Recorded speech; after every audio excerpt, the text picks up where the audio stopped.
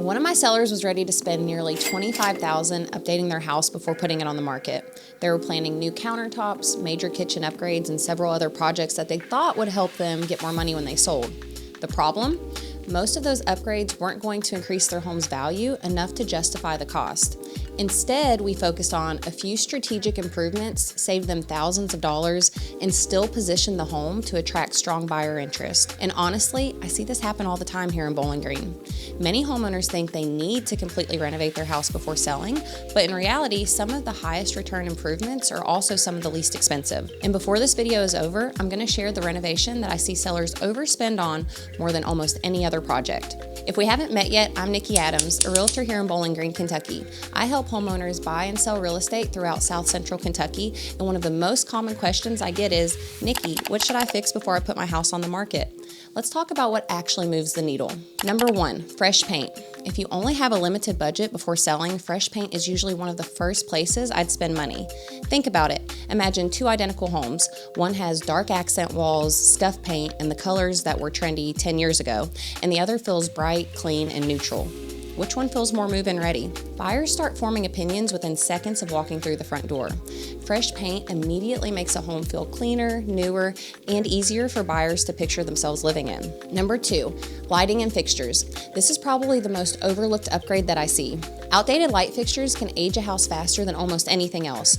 The good news is that replacing builder-grade fixtures, dated chandeliers, old cabinet hardware, bathroom mirrors, faucets, and things like that often cost far less than people expect. Yet, buyers notice these details immediately. It's one of the easiest ways to make a home feel more current without taking on a major renovation project. Number three is curb appeal. Before buyers ever step inside, they're already making judgments. In fact, most buyers form an opinion of your home before they even get out of the car.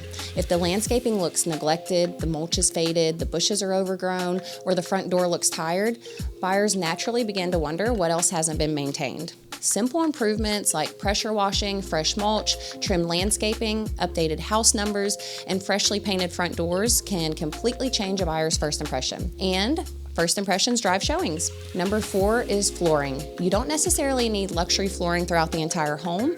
What buyers want is consistency and condition. When buyers walk through the home and they see worn carpet and damaged flooring or three different flooring styles from room to room, the home feels older and less cared for.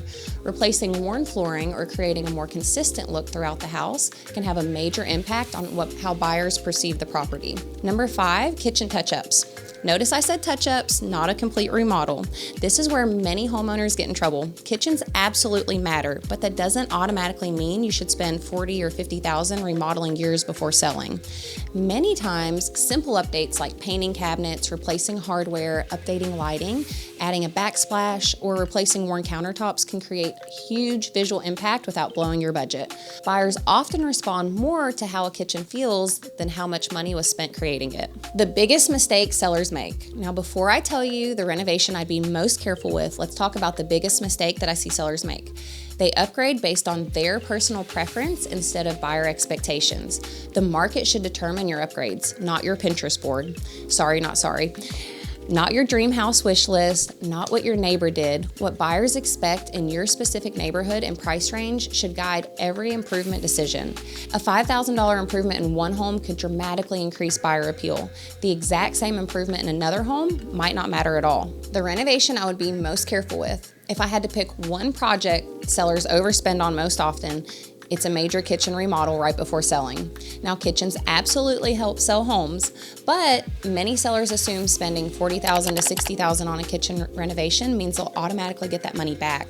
That's rarely how it works. In many cases, buyers would have been just as impressed with fresh paint, updated lighting, modern hardware, and a clean, well-presented space.